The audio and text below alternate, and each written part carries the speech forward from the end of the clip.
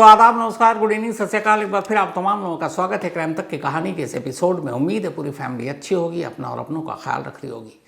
आज की कहानी सुनाऊं उससे पहले भिवानी की मनीषा की आपको अपडेट दे दूं। वही मनीषा 19 साल की एक स्कूल टीचर जो 11 अगस्त को गायब हुई और 13 अगस्त को भिवानी में ही एक खेत से उसकी लाश मिली थी, जिसको लेकर पिछले 3-4 दिनों से भिवानी और हरियाणा के अलग अलग इलाकों में बाकायदा धरना, प्रदर्शन, चक्का जाम सब कुछ हो रहा है।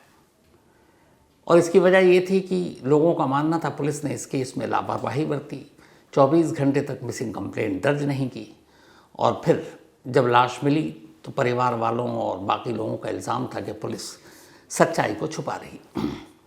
पहली बार पोस्टमार्टम हुआ मनीषा की लाश का, और उसके बाद घर वालों ने और बाकी लोगों ने कहा कि नहीं, हम इस पोस्टमार्टम पर बिलीव नहीं करते हैं। तो 3 डॉक्टरों के पैनल के सामने ये बाकायदा वीडियोग्राफी होनी चाहिए और पोस्टमार्टम होना चाहिए। तो फिर इसी मांग को पूरी करते हुए, चूँकि हरियाणा सरकार भी इसमें कूद गई थी, पीजीआई रोहतक दूसरी बार मनीषा का पोस्टमार्टम किया गया। और इस दूसरी पोस्टमार्टम के बाद आज रिपोर्ट आई, और इस रिपोर्ट ने कम से कम डॉक्टरों की, अगर इस रिपोर्ट पर हम भरोसा करें, पोस्टमार्टम रिपोर्ट पर, तो पूरी कहानी को पलट दी है। 3 डॉक्टरों की जो पैनल ने पोस्टमार्टम किया, उस पोस्टमार्टम में मौत की वजह जहर बताया गया। जहर खाकर मनीषा की मौत हुई, ये पोस्टमार्टम रिपोर्ट कहता है, क्योंकि उसके शरीर से जहर के अंश मिले। पोस्टमार्टम रिपोर्ट में दूसरी अहम बात यह बताई गई है कि उसके गले पर जो निशान थे या बाकी शरीर के दूसरे हिस्सों पर, वो कहीं चोट के कोई निशान नहीं थे, कोई एंटीमॉर्टम नहीं था, यानी मौत से पहले कोई किसी ने उसके ऊपर हमला किया, उसे मारा पीटा, ऐसा कोई भी निशान, जख्म के कोई भी निशान पोस्टमार्टम रिपोर्ट में सामने नहीं आए। और जो बाकी निशान थे वो पोस्टमार्टम रिपोर्ट के हिसाब से जानवरों के काटने के निशान थे, क्योंकि ये लाश खेत में पड़ी हुई थी और वहाँ पर जानवरों ने लाश के कुछ हिस्से को खाया भी था, तो वो जानवरों के काटने के निशान हैं। अब इस पोस्टमार्टम रिपोर्ट के बाद जो अचानक सोशल मीडिया पर एक नोट मनीषा के नाम पर तैरने लगा था कि ये सुसाइड नोट है, जो रोमन इंग्लिश में लिखा गया था, उस नोट को अब इस पोस्टमार्टम रिपोर्ट के साथ जोड़कर देखा जा रहा और ये कहा जा रहा कि शायद ये मामला मनीषा ने खुद अपनी जान दी। पोस्टमार्टम रिपोर्ट के सामने आने के बाद एक रिपोर्ट ये भी आई है कि मनीषा के घर वालों ने इस पोस्टमार्टम रिपोर्ट को एक्सेप्ट कर लिया है, और उन्होंने उन तमाम लोगों को थैंक यू कहा है, धन्यवाद कहा है, जिन्होंने उस मुहिम में, इस लड़ाई में उनका साथ दिया। तो फिलहाल मनीषा की मौत की मिस्ट्री की कहानी ये है कि इस पोस्टमार्टम रिपोर्ट के हिसाब से मनीषा की मौत जहर की वजह से हुई है, और जो नोट सामने आया, हालांकि फोटोकॉपी, उसमें कहीं मनीषा का नाम नहीं है, लेकिन इन दोनों चीज़ों को जोड़ने के बाद जो पुलिस की अब कहानी और थ्योरी है वो यही है कि शायद मनीषा ने अपनी जान दी। क्यों दी, क्या हालात थे, क्या वजह थी, अब पुलिस की जाँच कंप्लीट होगी तब ये कहानी सामने आएगी। लेकिन इसे एक पोस्टमार्टम रिपोर्ट जिसे पीजीआई रोहतक में 3 डॉक्टरों के पैनल ने किया, फिलहाल ये इशारा किया है, और इस पूरी पोस्टमार्टम रिपोर्ट में कहीं भी मनीषा के साथ रेप की भी बात नहीं कही गई है। पोस्टमार्टम रिपोर्ट से ये कहीं साबित नहीं हुआ कि मनीषा के साथ रेप हुआ था। हालांकि अब भी बहुत सारे लोगों का यही मानना है कि कहीं ना कहीं सच्चाई को छुपाया जा रहा है, लेकिन साइंटिफिक जो प्रूफ है, जो पोस्टमार्टम रिपोर्ट है, उसके हिसाब से न मनीषा का कत्ल हुआ न उसके साथ रेप हुआ। तो ये तो मनीषा की अपडेट थी, इस पर जो भी और अपडेट होगा आपको ज़रूर देंगे। अब आते हैं, कल आपको एक कहानी सुनाई थी, नीले ड्रम की कहानी, वही मुस्कान मेरठ ने की वजह से जो नीला ड्रम मशहूर हुआ था। बहुत अजीब खुलासा हुआ है इसमें। जो राजस्थान की अलवर पुलिस है, उन्होंने बाकायदा, जो वहाँ के एसपी हैं मनीष कुमार, उन्होंने मीडिया से बात की और इस पूरी कहानी को सामने रखा। लेकिन इस कहानी में सबसे अहम किरदार एक आई विटनेस, एक गवाह, एक बच्चा था जिसकी उम्र शायद 7, 8 या 9 साल है। ये बच्चा गवाह था उस पल का जब उसके पिता को मारा जा रहा था। इस बच्चे ने ही सबसे पहली बार नीले ड्रम में अपने पिता को रखते हुए भी देखा, और इसे पता था कि उसके पिता कहाँ हैं। इस बच्चे के हिसाब से जो कुछ हुआ, पहले मैं आपको उसी की ज़ुबानी ये कहानी सुना रहा हूँ, फिर आगे की कहानी आता हूँ। चूँकि ये बच्चा है, माइनर है, आगे इसकी पूरी ज़िंदगी पड़ी है, तो मैं इसलिए इसका चेहरा ब्लर कर देता हूँ। ये सुनीता और सूरज का बेटा है, वही सूरज जिसकी लाश नीले ड्रम से मिली और वही सुनीता जिसने अपने प्रेमी के साथ मिलकर अपने पति को मार डाला। पहले इस बच्चे की ज़ुबानी इसकी कहानी सुनिए, क्योंकि ये विटनेस है। उस दिन जिस दिन रात को जब घटना की, उस समय क्या आप लोगों को सुला दिया था, क्या किया था? सुला दिया था जी। आप सो गए थे तीनों बहन भाई। आपने कुछ देखा था रात को उठकर? उठकर मैंने ये देखा कि मेरे पापा बेड पे पड़े हैं। अच्छा, फिर मैं सो गया। सो गए थे। और लोग वहाँ पे कौन कौन था वहाँ पर? ये अंकल थे और मेरी मम्मी थी। एक रात उन्होंने वहीं पे काटी, क्योंकि फिर वो डर गए और उनके जो मेरे अंकल हैं, उनके मम्मी पापा ये कहने लगे कि उसका पति कहाँ है, सुनीता का। तब अंकल ने कहा वो दिल्ली गए हैं। तो उनके पापा कहने लगे कि तू झूठ बोल रहा है, वो कहाँ है, बता दे वरना मैं पुलिस के पास जा रहा हूँ। तो वो अंकल के पापा पुलिस के पास गए।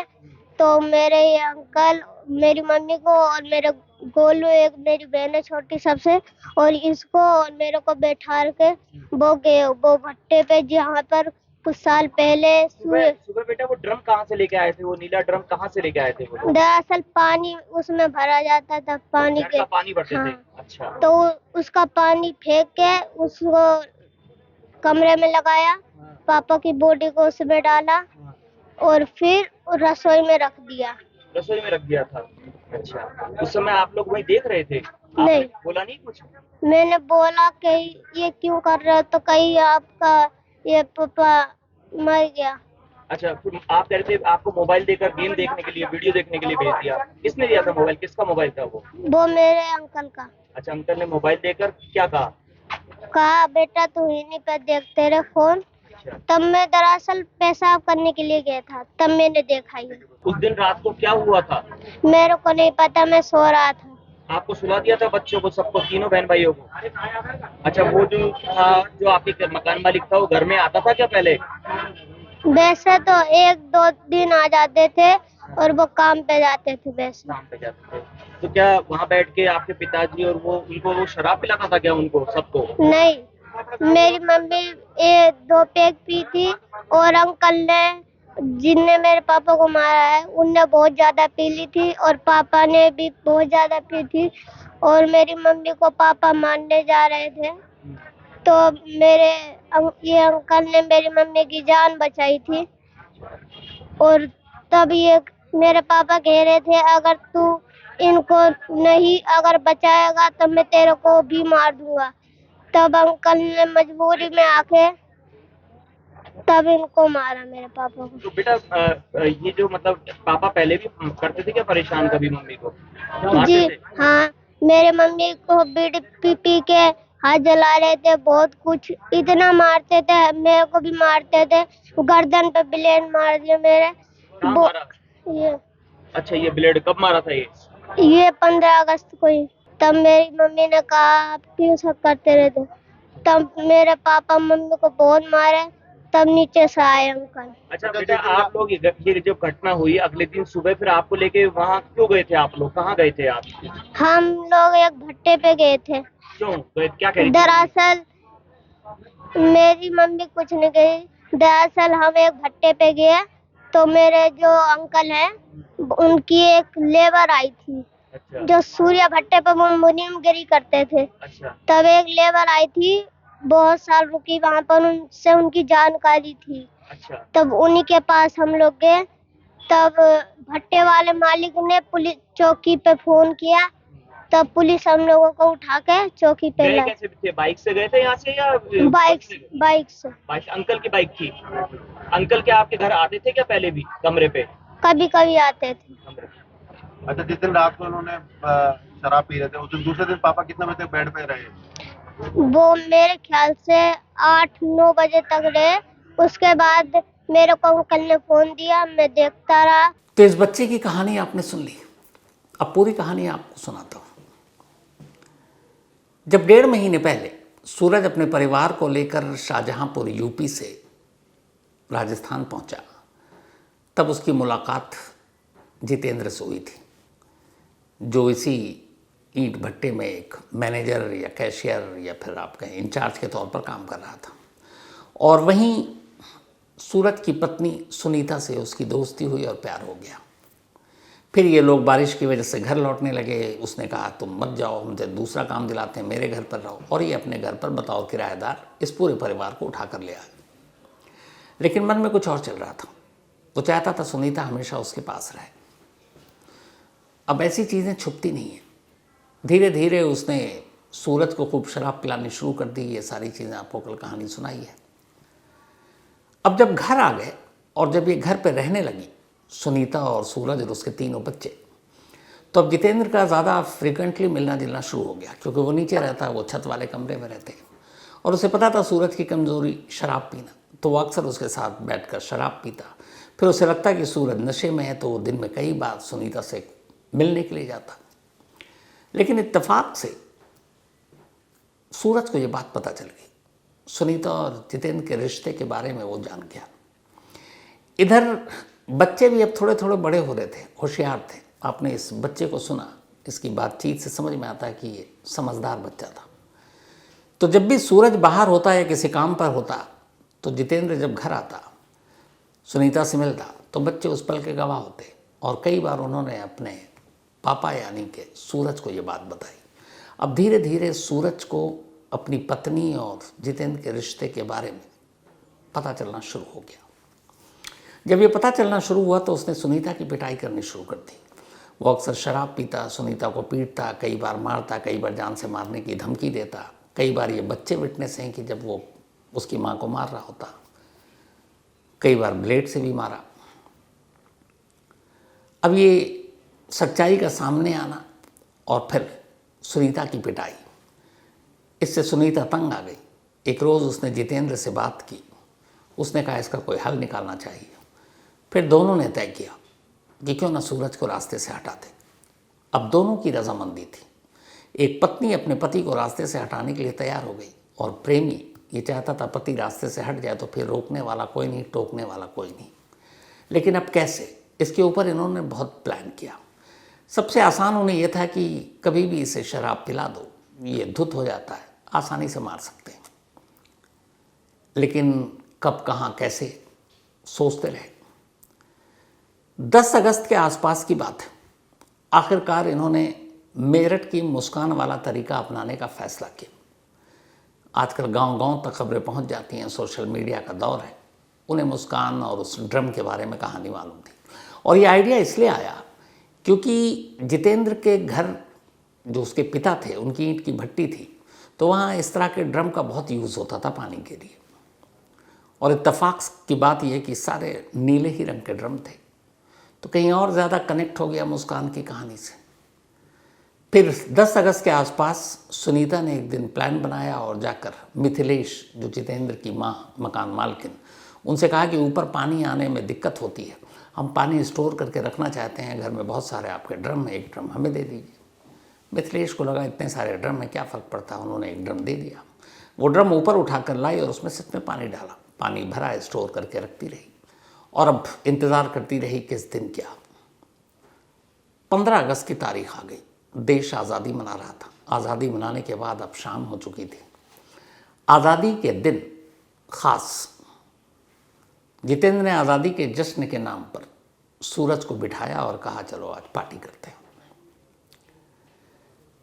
दोनों बैठते हैं। इत्तेफाक से सुनीता को भी शामिल कर लेते हैं। सुनीता भी कहती है चलो मैं भी तुम्हारे साथ हूँ। अब तीनों ड्रिंक करते हैं, पति, पत्नी और पत्नी का प्रेमी।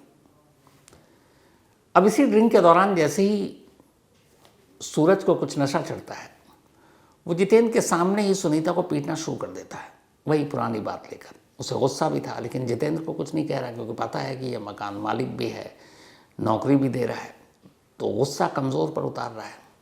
बीच बचाव किया, फिर जितेंद्र ने उसे रोका। लेकिन तब तक ये फैसला हो चुका था कि आज ही आर पार करना है। अब जानबूझकर सुनीता ने कम शराब पी, जितेंद्र ने ज़्यादा पी, क्योंकि उसे कत्ल करना था और शायद उसे लगता था कि पूरे होश व हवास में वो कर नहीं पाएगा। और इसके अलावा वो दोनों मिलकर सूरज को बेइंतहा शराब पिला रहे थे। थोड़ी देर में सूरज लगभग नशे में था। जब ये सब कुछ शराब का दौर चल रहा था, तब तीनों बच्चे घर में थे। और बड़ा वाला बेटा जिसको आपने सुना वो सब कुछ देख रहा था। उस शराब पीने के दौरान जब उसके पापा ने उसकी माँ को मारा तब भी वो गवाह था। इसके बाद अब इतनी शराब पिला दी कि सूरज लगभग बेसुध हो गया और वहीं कमरे में बिस्तर पर गिर पड़ा। आखिरी बार बेटे ने बाप को बिस्तर पर लेटा हुआ देखा। अब इसके बाद कत्ल करना था। घर में 3 बच्चे थे, बाकी 2 छोटे थे, उन्हें तो सुला दिया। बड़ा वाला जाग रहा है और वो सारी चीज़ें देख रहा है, लेकिन ये दोनों नहीं चाहते थे कि बाप का कत्ल वो आँखों से देखे। तो फिर जितेंद्र ने अपना उसको मोबाइल दिया। बोले ये मोबाइल लो, तुम इसको खेलो, इसमें देखो, गेम खेलो, पिक्चर देखो। बच्चे आपको पता है मोबाइल के पीछे कैसे भागते हैं। और रोज़ रोज़ की घर में मारपीट वाली बात थी, इसलिए उसे ये भी अंदाज़ा था कि ये डेली की चीज़ें हैं। अब वो मोबाइल लेकर खेलने लगा। धीरे धीरे रात हो रही थी, उसे नींद आ गई और वो सो गया। जब वो सो गया तो फिर इधर बेसुध पड़े सूरज की तरफ दोनों ने देखा, सुनीता ने और जितेंद्र ने। इसके बाद दोनों उठे। जितेंद्र ने तकिया उठाया और सूरज के मुंह पर रख दिया पूरी ताकत के साथ। सुनीता उसकी पत्नी वहीं खड़ी थी। सूरज नशे में था। थोड़ी देर तक उसने हाथ पैर मारा, उसके बाद हाथ पैर रुक गए, ठंडा हो गया। कुछ ही देर में सूरज की मौत हो चुकी थी। उसके मरने के बाद अब दोनों वहीं कमरे में हैं। बच्चे सब सो रहे हैं। अब यह है कि लाश का क्या करें। उन्होंने देर रात बाहर नीले ड्रम से पानी को बाहर निकालना शुरू किया। जब सारा पानी निकल गया तो फिर दोनों ने मिलकर सूरज की लाश उठाई और बड़ी खामोशी से ले जाकर ड्रम के अंदर डाल दिया। ड्रम के अंदर लाश डालने के बाद कुछ कपड़े डाले, फिर उसमें नमक डाला, फिर पत्थर डाला, फिर ढक्कन बंद किया और किचन के बाहर ही जो फर्स्ट छत पे था वहाँ पे पैक करके ड्रम को छोड़ दिया। अब सुबह हो गई, 16 अगस्त की तारीख, जन्माष्टमी का दिन। सुबह बच्चे उठे, देखा पापा आए। माँ से पूछा, दोनों ने धमकी दी। उन्होंने कहा देख तेरे पापा मारते थे, अंकल ने मुझे बचाया, अब तेरे पापा को मार दिया है। पूछा कहाँ है, बोला वो ड्रम में। बाकायदा बच्चे को सच्चाई बता दी कि वो ड्रम में है। इसके बाद इन लोगों ने अपना ज़रूरी सामान जो भी थोड़ा बहुत था पैक किया और सुबह सुबह तीनों बच्चे, सुनीता और जितेंद्र वहाँ से निकल गए। निकलने के बाद ये उस गांव से थोड़ी दूरी गांव पर जाते हैं। अब इतने सारे लोग कहाँ जाएं, तो इन्हें ये था कि इस गांव से दूर किसी जगह पर छुप कर कुछ दिन रहेंगे और इन्हें ये भी अंदाज़ा था कि अभी ड्रम का राज इतनी जल्दी खुलेगा नहीं। तो वहाँ एक ईंट भट्टे पर गए और वहाँ उन्होंने पूछा कोई काम है, लेकिन काम वहाँ मिला नहीं, भटकते रहे। इसी दौरान में सोशल मीडिया पर 17 तारीख को, एक दिन और बीत गया, ये खबर आ गई। तो जिस गांव में थे जहाँ नौकरी मांग रहे थे, चूँकि ईंट भट्टे का काम था और उसी के घर पे छत से लाश मिली थी, तो ये लोकल और भी न्यूज़ फैलने लगी। तो कुछ लोगों ने पहचान लिया कि 3 बच्चे हैं, एक लेडी है और एक बंदा है, तो ये कहीं वही तो नहीं। तब उनमें से किसी ने पुलिस को फ़ोन किया। इसके बाद पुलिस आती, उन्हें पकड़ कर लाती है। अब इनसे जब पूछताछ की गई तो दोनों ने अपना जुर्म कबूल कर लिया। सुनीता ने हालांकि रीज़न ये बताया कि वो मुझे बहुत मारता था और उसके मारपीट और शराब पीने के बाद नशे में से मैं तंग आ गई थी, लेकिन हाँ मैं जितेंद्र से प्यार भी करती थी। जितेंद्र से पूछा गया तो उसने कहा कि वो उसे मारता था तो मुझे तकलीफ़ होती थी, लेकिन मैं भी उससे प्यार करता था क्योंकि मेरी पत्नी का 2014 में ही उसकी डेथ हो चुकी थी। और अब सुनीता की ज़िंदगी में आने के बाद सब कुछ अच्छा था। मैं चाहता था उससे शादी करूं, घर बसाऊं। सूरज के रहते हुए ये मुमकिन नहीं था और सुनीता को चूँकि वो पीटता था, बस से बर्दाश्त भी नहीं होता था, इसीलिए हम दोनों ने मिलकर उसे मार दिया। दोनों ने अपना जुर्म कबूल कर लिया। अब सूरज के घर वालों को शाहजहांपुर में खबर दी गई। सूरज का परिवार राजस्थान पहुंचा, अलवर, वहीं पोस्टमार्टम के बाद अब तीनों बच्चे सूरज के माँ बाप के हवाले कर दिए गए। अब इन बच्चों की बदनसीबी देखिए, तीनों की उम्र बहुत ज़्यादा नहीं है। इनके सर से इनके बाप का साया खुद इनकी माँ ने छीना और अब इनके सर से इनकी माँ का साया कानून छीनने वाला, क्योंकि मामला कत्ल का है। उम्र कैद कम से कम तो सामने है। तो अब जब उम्र कैद में बीत जाएगी तो ये तीनों बच्चे पिता के प्यार से तो अब महरूम हो ही गए, क्योंकि वो इस दुनिया में नहीं है। माँ रहेगी जेल में, तो माँ के जिंदा होते हुए भी कायदे से ये तीनों बच्चे अनाथ हो गए। हासिल क्या हुआ? कुछ नहीं। जो दो प्यार करने का दम भर रहे थे, जितेंद्र और सुनीता, अब दोनों अलग अलग जेल में रहेंगे, क्योंकि मेल और फीमेल कैदियों को अलग रखा जाता है। तो इनकी प्रेम कहानी ने भी एक तरह से अब दम तोड़ दिया। दोनों के हिस्से भी कुछ नहीं आया, साथ रह नहीं सकते उम्र कैद के बाद। अगर कभी छूटे 20 साल बाद अगर इनका प्यार इतना ही सच्चा हो तो तब तो कुछ कहा नहीं जा सकता। लेकिन अगले 20 साल तो मानकर चलिए कि ये दोनों जुदा ही हैं, पति को पहले ही निपटा चुकी। तो कुल मिलाकर किसी का भी कोई भला नहीं हुआ। बच्चे बेवजह यतीम हो गए, वो खुद जेल चली गई, जो इश्क में था दूसरा वो भी जेल चला गया। सभी की ज़िंदगी बर्बाद, और एक वो बेगुनाह सूरज मारा गया। बार बार कहता हूँ, अगर हर जुर्म करने वाला जुर्म करने से पहले इस अंजाम को सोच ले तो शायद जुर्म ही ना करे। लेकिन अफसोस की बात यह है कि यह ख्याल या ये पछतावा तब आता है जब कानून अपना काम कर चुका होता है और वो शिकंजे में होते हैं और जेल में होते हैं। और जेल की ज़िंदगी क्या होती है, मैंने कई जेल का दौरा किया, अभी जैसे आपको बताया था मथुरा जेल के अंदर था, वहाँ कैदियों से मिला। हर एक के चेहरे पे एक पछतावा होता है, और ज़्यादातर लोगों का यही कहना था कि हमसे गलती हो गई जोश में, अब पछतावा है, लेकिन एक बार निकलूँगा तो अब ये गलती दोबारा नहीं करूँगा। तो ये पछतावा, इस गलती का एहसास वक्त पे हो जाए तो फिर क्या बात है। तो खैर, कहानी में आज इतना ही, लेकिन ख़त्म करूँ कहानी उससे पहले वही अपना सिलसिला। आज अर्जुन डियोडिया हमारी टीम में, फैक्ट्स चेक टीम में है, बहुत ही होनहार, स्मार्ट, हैंडसम अर्जुन डियोडिया। इनका आज बर्थडे है, तो हैप्पी बर्थडे अर्जुन। दीपक ने भी मुझे बताया कि मुझे आज जल्दी जाना है, तो मुझे लगता है आज ग्रैंड पार्टी भी है। तो enjoy your party, enjoy your day, happy birthday. हमेशा अच्छे रहो, खुश रहो, खूब तरक्की करो, यही मेरी दुआ है। इसके अलावा नीरज गुप्ता, इनका भी बर्थडे आज, हैप्पी बर्थडे नीरज। और ये भेजा है सोनू गुप्ता ने, सोनू गुप्ता के भाई हैं नीरज। साथ ही श्रवानी गुप्ता, इनका भी बर्थडे है, तो हैप्पी बर्थडे श्रवानी। और ये नेहा एंड अभिषेक की बिटिया है। साथ ही गुंजन कुमार, इनका भी आज बर्थडे है, तो हैप्पी बर्थडे गुंजन। और ये भेजा है अमित सिंह ने। इसके अलावा सुमाइला, इनका भी आज बर्थडे है, हैप्पी बर्थडे सुमाइला। और ये भेजा है आरिस खान ने। साथ ही गुरकीरत सिंह, इनका भी आज जन्मदिन है, तो हैप्पी बर्थडे गुरकीरत। और ये भेजा है रिचा कौर जी ने। इसके अलावा सोनू प्रताप, इनका भी आज बर्थडे है, तो हैप्पी बर्थडे सोनू। और ये भेजा है शिवांगी ने। एंड लास्ट में सोनी तोमर जी, थैंक यू सो मच आपके इस प्यार के लिए, आपकी तारीफ़ के लिए। एंड कभी मौका मिला तो आपसे ज़रूर मुलाकात होगी। वर्णिता ने मुझे आज बताया, हमारी टीम में वर्णिता बहुत होनहार लड़की है, तो वर्णिता से मुलाकात हुई सोनी तोमर जी की, और तब उन्होंने बताया सोनी जी आपके बारे में। और जब भी मिलूँगा आपसे बहुत खुशी होगी। दुआ यही, आप हमेशा अच्छी रहें, खुश रहें। तो इसी के साथ कहानी में आज इतना ही। अब आपसे मुलाकात होगी कल रात 9 बजे किसी नई कहानी के साथ। तब तक अपना और अपनों का ख्याल रखिएगा। Thank you very much.